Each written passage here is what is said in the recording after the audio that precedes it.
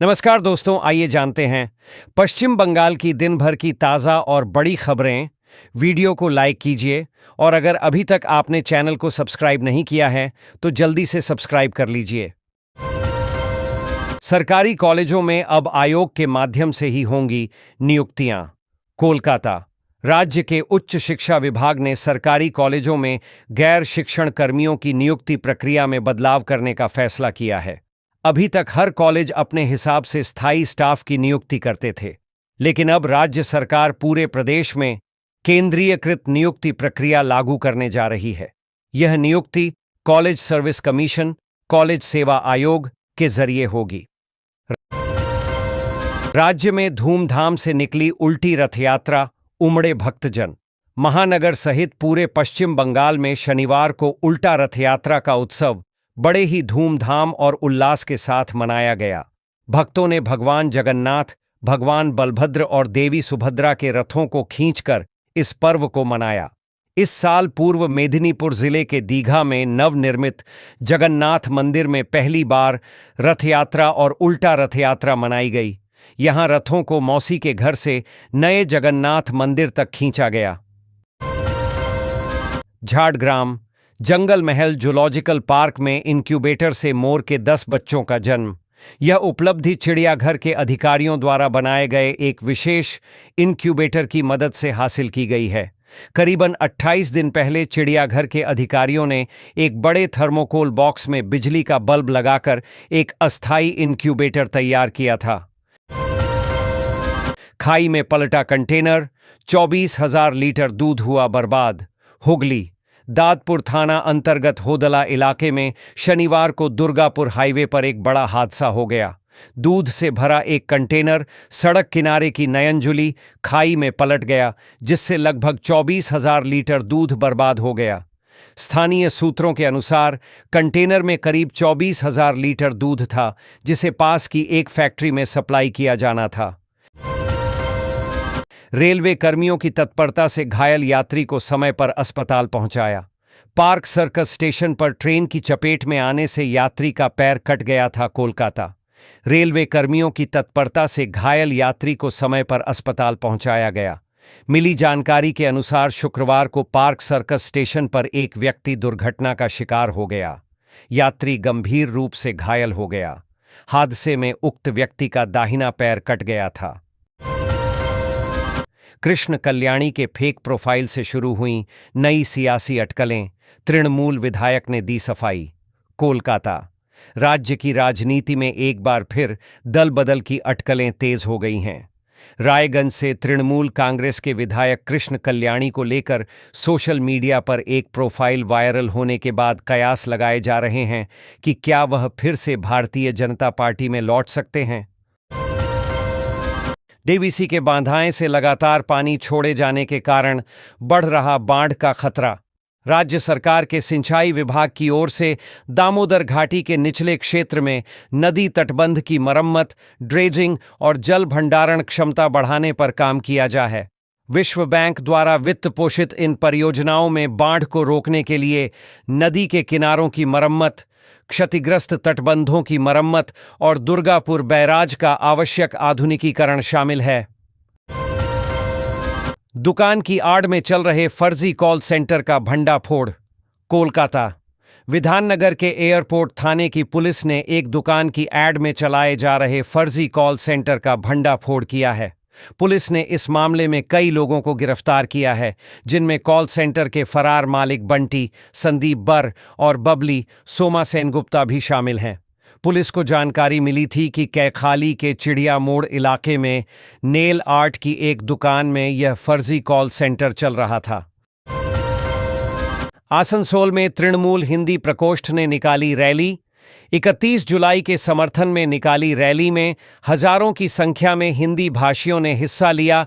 2026 के विधानसभा चुनाव में भाजपा को जीरो कर देना है, मंत्री मलय घटक आसनसोल।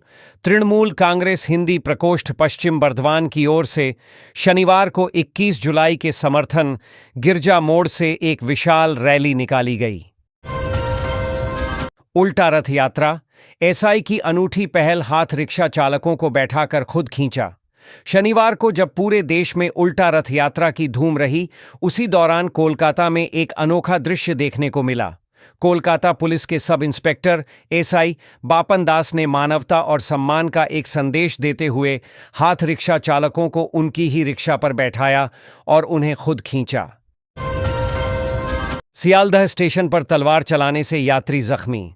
कोलकाता सियालदह रेलवे स्टेशन पर मुहर्रम के मौके पर एकत्र हुए कुछ यात्रियों के बीच हुई तलवारबाजी में एक यात्री के घायल होने की खबर है। घटना शनिवार दोपहर को सियालदह स्टेशन के प्लेटफॉर्म नंबर 3 पर हुई। बताया जा रहा है कि डाउन में नैहाटी लोकल प्लेटफॉर्म में आई थी। इस ट्रेन को अप में कृष्णानगर लोकल किया गया था। समुद्र में डूबा ट्रॉलर, 13 मछुआरे सुरक्षित बचाए गए। कोलकाता पश्चिम बंगाल के दक्षिण 24 परगना जिले के रायदीघी तट के पास समुद्र में मछली पकड़ने के दौरान एक ट्रॉलर के नीचे पाइप फटने से वह डूब गया। इस ट्रॉलर पर सवार सभी 13 मछुआरों को दूसरे ट्रॉलर की मदद से सुरक्षित बचा लिया गया है। इकड़ा में स्टेशन से गांव तक सड़क, स्ट्रीट लाइट ऑफ ड्रेनेज की दुरुस्ती की मांग। Jamuria chamber of commerce and industries ने स्थानीय विकास को लेकर महत्वपूर्ण मांग की है। चैम्बर ऑफ कॉमर्स ने इकड़ा रेलवे स्टेशन से इकड़ा गांव तक की सड़क की मरम्मत, स्ट्रीट लाइट की व्यवस्था तथा ड्रेनेज सिस्टम को दुरुस्त करने के लिए आसनसोल दुर्गापुर डेवलपमेंट अथॉरिटी एडीडीए और स्थानीय प्रशासन से तत्काल हस्तक्षेप की अपील की है। 9 की देशव्यापी हड़ताल के समर्थन में जैक की गेट मीटिंग। श्रमिक अधिकारों की रक्षा का लिया संकल्प। रानीगंज आगामी 9 तारीख को होने वाली देशव्यापी हड़ताल के समर्थन में शनिवार को सातग्राम श्रीपुर के निमडांगा प्रोजेक्ट स्थित सातग्राम इंक्लाइन में ज्वाइंट एक्शन कमेटी जैक की ओर से गेट मीटिंग की गई। इसके जरिए मजदूरों के अधिकारों की रक्षा का संकल्प लिया गया और सरकार की कथित तौर पर मजदूर विरोधी नीतियों की तीखी निंदा की गई। डीवीसी के मैथन डैम से छूटा 10,000 क्यूसेक और पंचेत से 30,000 क्यूसेक पानी।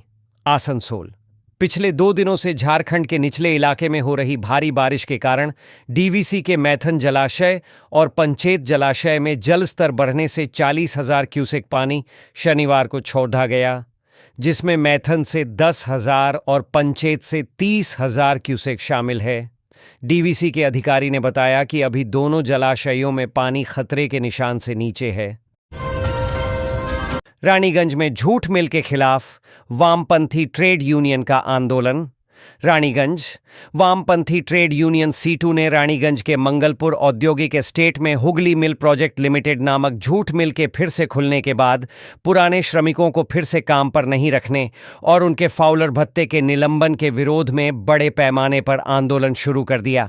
इस प्रदर्शन के दौरान सीटू नेता उमापत गोप, अनूप लायक, गौतम रजक।